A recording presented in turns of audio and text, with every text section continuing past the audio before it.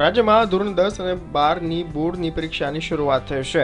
આજે ધોરણ 10ના વિદ્યાર્થીઓનું બીજું પેપર હતું। પહેલા પેપર પછી ધોરણ 10ના વિદ્યાર્થીઓએ આજે વિજ્ઞાન વિષયની પરીક્ષા આપી હતી। ગુજરાતી વિષયના પેપર પછી વિજ્ઞાનનું પેપર પણ સહેલું પૂછાતા વિદ્યાર્થીઓમાં અનેરો આનંદ છવાયો હતો। પરીક્ષા પૂર્ણ થતાં જે તે સેન્ટર ઉપર વાલીઓનો જમાવડો પણ જોવા મળ્યો હતો। આજનું પેપર વિજ્ઞાન ટેકનોલોજી હતું। આજ પેપર સારું ગયું અને થોડુંક ઓકવર્ડ હતું પણ સારું ગયું પેપર।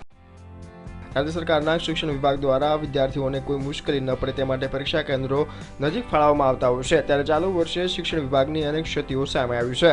धोळका अने धंधुकामां अभ्यास करता विद्यार्थीओने अमदावादमां परीक्षा केन्द्र फाळववामां आवता अनेक समस्याओनो सामनो करवो पड़ी रह्यो छे।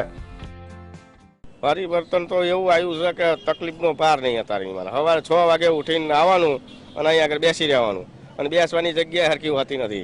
कोई सहाय नहीं होय तड़के ऊभું રહેવું પડે છે। અમારે 4 વાગે ઉઠવું પડે છે। પછી 2 કિલોમીટર રેલવે સ્ટેશન છે, ત્યાંથી ધંધુકા 2 કિલોમીટર રેલવે સ્ટેશન થાય। આવીએ ને અત્યારે 7 વાગે ધંધુકા પહોંચશું। આ શું આ કામ ધંધા બંધ કરીને આ છોકરા પાછળ આવવું પડે। છોકરા એમ કે ભણાવો।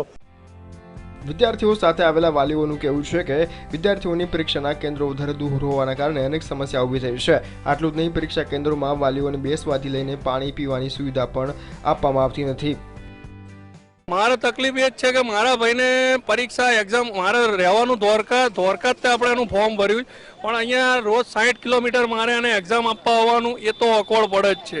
बरोबर है, ये प्रॉब्लम रहे छे એટલે એ પહેલો પ્રોબ્લેમ ના રહેવો જોઈએ। વિદ્યાર્થીઓને તાલુકાની આજુબાજુમાં જો કે આજુબાજુમાં જગ્યાઓમાં 10-20 કિલોમીટરની અંદરમાં જો એમને પેપર આપવાનું આવે તો એમને કોઈ ઓકવર્ડ બી ના પડે અને એમને સહેલાઈથી એમની રીતના પેપર આપી શકે। बराबर અને કોઈ પ્રોબ્લેમ બી ના। આ તો જવા આવવામાં 3 કલાક બગડે છે તો એમનું ભવિષ્ય બગડે। અને બીજી વસ્તુ એ કે અહીંયા આયા પછી આ નારાયણ ગુરુ કોલેજ જે નંબર આવ્યો છે મારા ભાઈનો એ નંબર વાંધો નથી અહીંયા આવ્યો છે, પણ હવે અહીંયા આવ્યા છે 10 થી 1 ની અંદર નહીં પણ 10 થી 1:30 લગીને હવે બહાર રહ્યા છે। નથી કોઈ પાણીની વાલીઓને કોઈ પાણીની વ્યવસ્થા બી નથી કે નથી કોઈ બેસવાની વ્યવસ્થા।